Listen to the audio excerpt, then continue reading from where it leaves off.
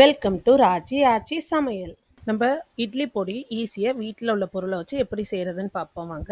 அதுக்கு நான் ஒரு 2 துண்டு போல் பெருங்காய துண்டு எடுத்திருக்கேன், கட்டி பெருங்காயம். இதை வந்து ஒரு அரை டேபிள் ஸ்பூன் போல் எண்ணெய் விட்டு இதை பொரிச்சு எடுத்துருவோம்.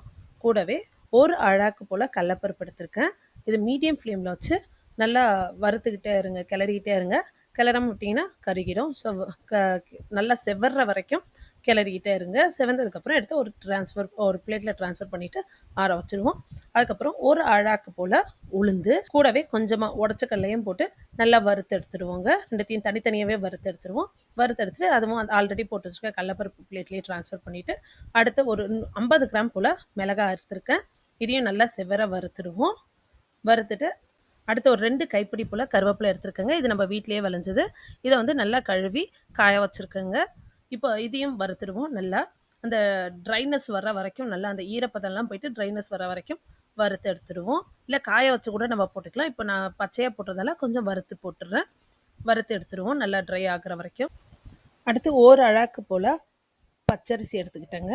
இந்த பச்சரிசியும் நல்லா அந்த அரிசி வரும்ல, அந்த மாதிரி வர வரைக்கும் மீடியம் ஃப்ளேமில் வச்சு வறுத்துக்கிட்டே இருக்கணும். இந்த அழாக்கு காமிக்கிற பாருங்களேன், இதில் தான் நான் எல்லாமே ஒரு அழாக்கு எடுத்திருக்கேன். கடலப்பருப்பு ஒரு அழாக்கு, உளுந்து ஒரு அழாக்கு, உடச்சக்கடலை ஒரு அழாக்கு, அரிசி ஒரு அழாக்கு எடுத்திருக்கேன். 50 கிராம் காஞ்ச மிளகாய் எடுத்திருக்கேங்க. அடுத்து ஒரு டேபிள் ஸ்பூன் சீரகம், ஒரு டேபிள் ஸ்பூன் மிளகு சேர்த்துப்போம். கருவேப்பிலை ஒரு 2 கைப்பிடி போல் கருவேப்பிலைங்க. இது தாங்க இதுக்கு பொடி தேவையான பொருள். இப்போ இதை நல்லா அரிசி பொரி வர்ற வரைக்கும் கிளறிட்டே இருங்க மீடியம் ஃப்ளேமில் வச்சு. பாருங்கள், இப்போ நல்லா பொரிஞ்சு வந்திருக்கு பாருங்கள். இந்த மாதிரி நேரத்தில் ஸ்டவ் ஆஃப் பண்ணிவிட்டு எல்லாத்தையுமே நம்ம ஆற வச்சுருவோங்க.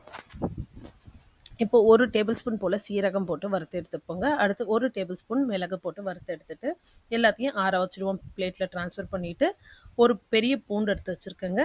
இது வந்து நம்ம மிக்சியில் அரைக்கும் போது கடைசியாக போட்டு இதையும் மிக்சி அரைச்சி எல்லா பவுடர்லேயும் மிக்ஸ் பண்ணிவிடுவோம். அவ்வளோதாங்க. மிக்சி அரைக்கிறத நான் கிளிப் எடுக்கலைங்க. அதனால் நீங்கள் நல்லா நைஸாக மிக்சி அரைச்சிக்கிட்டேன் நான். உங்களுக்கு கொரகொரப்பாக வேணும்னாலும் நல்லா கோர்ஸாக கூட நீங்கள் அரைச்சி எடுத்துக்கலாம்.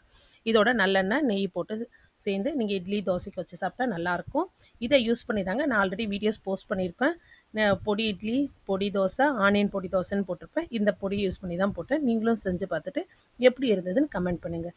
இந்த வீடியோ உங்களுக்கு பிடிச்சிருந்தா லைக் பண்ணுங்கள், ஷேர் பண்ணுங்கள், மறக்காமல் சப்ஸ்கிரைப் பண்ணிடுங்க. தேங்க்ஸ் ஃபார் வாட்சிங்.